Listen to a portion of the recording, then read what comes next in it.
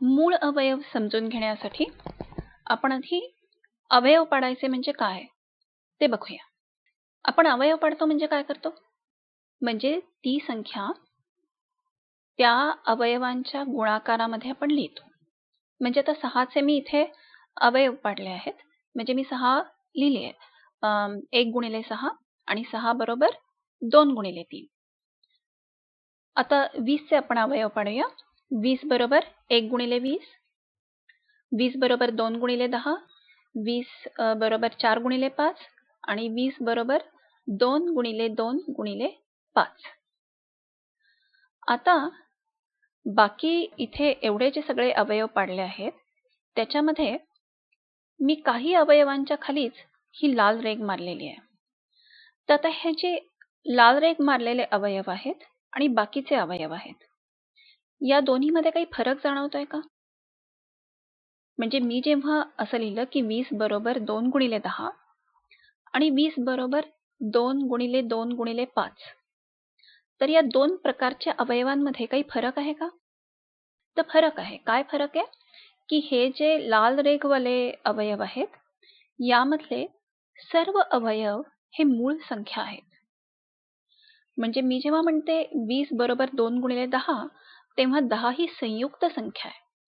पण मी जर त्याऐवजी 2 गुणिले 2 गुणिले 5 म्हणलं तर 2, 2 आणि 5 या सर्व मूळ संख्या आहेत. म्हणजेच मी जेव्हा एखाद्या संख्येचे असे अवयव पाडते की त्यातला प्रत्येक अवयव ही मूळ संख्या असेल, त्यावेळेला त्या अवयवांना मूळ अवयव म्हणतात. आणि हे जे मी काय करते या पद्धतीला मूळ अवयव पाडणं असं म्हणतात. म्हणून 6 बरोबर 2 गुणिले 3 असं जे मी लिहिलं हे मी मूळ अवयव पाडले आणि 20 बरोबर 2 गुणिले 2 गुणिले 5 हे सुद्धा मूळ अवयव लिहिलेले आहेत. आता हे मूळ अवयव शोधायचे कसे? तर आता आपण ते बघूया. त्याच्यासाठी आपण काय करतो की ज्या संख्येचे आपल्याला मूळ अवयव शोधायचे त्या संख्येला आपण मूळ संख्यांनी भागत राहतो. आणि असं कुठपर्यंत भागत राहतो? जोपर्यंत आपला भागाकार म्हणजे उत्तर ही मूळ संख्या येत नाही तोपर्यंत आपण मूळ संख्येने भागत राहतो. म्हणजे आता 20 घेऊया आपण. आता 20ला मी मूळ संख्येने भागणार. आपण कायम सगळ्यात छोट्या मूळ संख्येपासून सुरू करतो. सगळ्यात छोटी मूळ संख्या कोणती आहे? 2. मग मी 20ला 2 ने भागलं, उत्तर आलं 10. आता 10ला पुन्हा 2 ने भाग जातोय का? अजून एक माझी मूळ संख्या पुन्हा छोटी घेतली मी. 10ला 2 ने भागलं, उत्तर आलं 5. आता 5 ही माझी मूळ संख्या आहे. आता 5ला मी कशाने भागू शकणार नाही. म्हणजे आता मी इथे थांबणार. माझा भागाकार ही मूळ संख्या आलेली आहे, त्यामुळे आता मी इथे थांबणार. आता हे जे सगळे मूळ अंक आहेत, म्हणजे ज्या मूळ संख्यांनी मी भागलं त्या मूळ संख्या आणि शेवटी माझं जे उत्तर आलं भागाकार शेवटची मूळ संख्या, हे सर्व मिळून मी घेतले तर माझे मूळ अवयव येतात.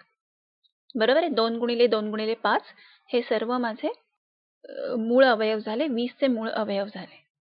अजून एक उदाहरण घेऊया. 36.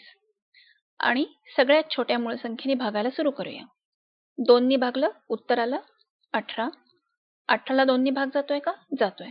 उत्तर आलं 9. 9ला 2 ने भाग जातोय का? नाही जाते. मग आपण आता पुढची मूळ संख्या बघू. पुढची कुठली 2 नंतर? 3. 9ला 3 ने भाग जातोय का? जातोय. उत्तर आलं 3. 3 ही मूळ संख्या आहे, म्हणजे आता आपण थांबायला पाहिजे.